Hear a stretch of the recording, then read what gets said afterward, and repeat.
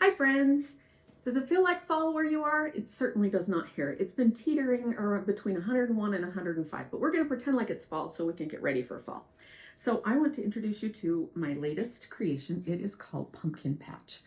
I loved how the succulent, the little Yorkshire button flowers looked like succulents. They also look like pumpkins to me. So I've been waiting to do this one so that we could have some little pumpkins. So I want to show you a couple of tips with it. When you get it, you will get the tray that it goes on and you will get the sign cut out, and then you'll have to glue this in place just like this. It'll be a little wobbly when you first put it in, but that's okay. That's because it turns out that each of these backgrounds is slightly a different size than the others. So the holes they'll hold it, it'll work, and then you'll be able to just fill it with glue. I used E6000 on it.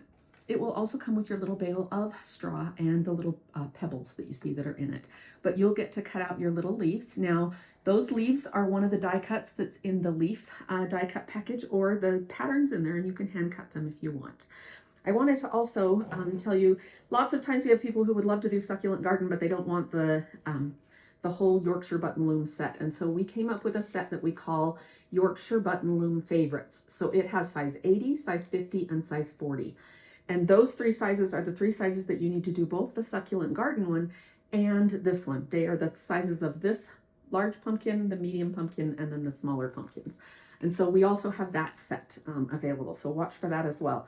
The other thing that makes it easier when you are doing these is if you have a huck needle. A huck needle has a bent tip like this. And this one is cheap. It's not an expensive one. It's not a fancy one. It is an aluminum one. But we're not doing anything super fancy with it. We just want to be able to go under those threads and come up. And because it has that bent tip, you can grab it easier. It makes it really easy as you're going around. Let's get out one of the smaller ones, and you need to go under 2 rows because that tip can kind of give you what you need to be able to grab it and pull it out. And so you'll want to grab a huck needle. If you can still use a straight needle, but a huck needle is really helpful. So huck needle we talked about, the favorites we talked about, and then I wanted to point out one thing on this for a tip. When you are making these little pumpkins, you get them to this stage, and this is just taken off the Yorkshire button. Don't forget, we have 4 videos on our YouTube channel about the Yorkshire button looms. The reason there's 4 is that I wanted you to be able to go back and find the part of it that you needed help with.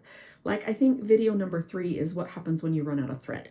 And I didn't want you to have to try and go back and forth between a 20-minute video to find that. So when you are done with it to this stage, but before you cinch it up, you need to add your little stem to your pumpkin. And so just remember that this is where you'll go in and you'll do that little drizzle stitch just right through here, and you'll go over a couple of the threads on the top of this and add the stems to it before you stuff them and turn them into pumpkins.